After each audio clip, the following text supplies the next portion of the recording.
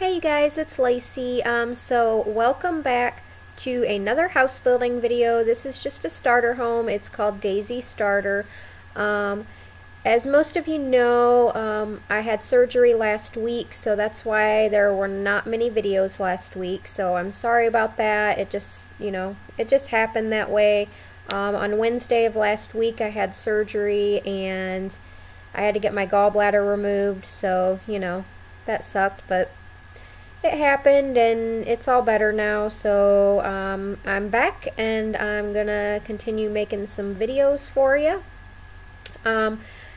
Yeah, I started off with just a starter home, basically just because I'm still in a little bit of pain, not so much in my stomach area where you would think, where I actually had the surgery, but in my shoulders actually, which is really weird, but I guess the surgeon told me it's very common to have shoulder pain after a gallbladder surgery because, well, I'm not going to get into all the details of it because I don't want to gross you out or anything.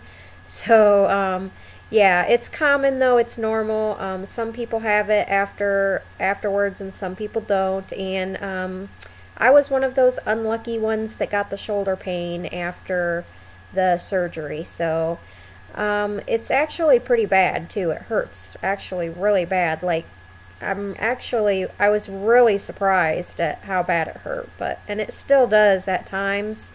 Like now it's all right, but at times, like when I first wake up, it's like okay, and then as the day goes on, it starts getting worse and worse. So as of right now, I'm okay though. So I wanted to kind of slowly build my way up to, building houses in The Sims 4 for me can take kind of a long time and a lot of energy depending on the house. So I figured a small starter home to start off to give myself a little bit of, a little bit of leeway so that, it only took me like an hour to build this house. And I started off building it and I was like, okay, I'm going to make this a starter home. I'm going to make it under 20,000. Well, you know how that goes for me. Like anytime I want to build a starter home and make it under 20,000, I always end up making it more. Like I don't know why. It just always ends up being more than 20,000. So this one ended up being, I believe just under 50,000 simoleons. So it's still very affordable. But yeah, it's definitely more than 20,000. That was my original plan, but it didn't work out. Oh well. So right now I'm going in and building the kitchen. I wanted to make it kind of bigger than, and then I was trying to get that stupid thing in there. I couldn't get it in. I don't know why, so I just did that. I think it still looks alright, so. And of course it was going to be over 20,000 with that kitchen because, look at it. It's kind of big, so. I mean, for this size house, it's like actually a pretty good size kitchen, so. I don't know.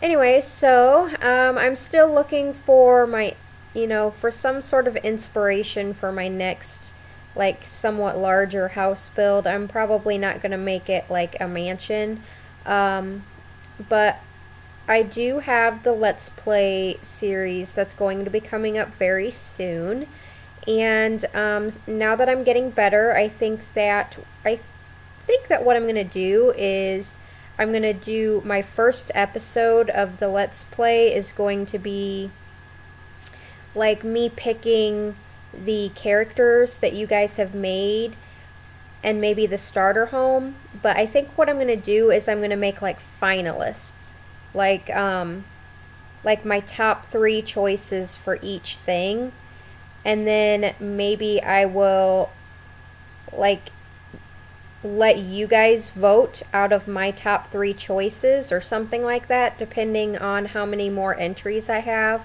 I have been checking it occasionally. I didn't really get in the game like almost at all over the weekend.